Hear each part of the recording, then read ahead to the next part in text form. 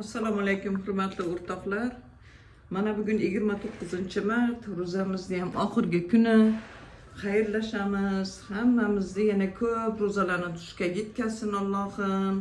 Kelayotgan hayitlaringiz bilan hammangizni ishlaringizga omad, oilaviy baxt tilayman.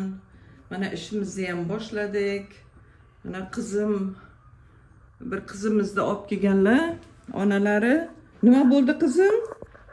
İçi ketdimi, qaytardimi? Temperaturasi chiqib. Temperaturasi chiqib, ichi ketibdi, diareya. Bu ukamiz mana allergik dermatit bilan назначениyalar yozib berdim. Qizimizga ham ukolni qildim. Xudo xolasa yaxshi bo'lib ketadi. Diyeta saqlaydi, tushuntirdim, maslahat berdim. Kunlaringiz yaxshi o'tsin azizlarim. Sizlarni yaxshi ko'raman hammangizni. Sog' salomat bo'linglar. Yaxshi kunlarda ko'rishguncha kasal bo'lmanglar.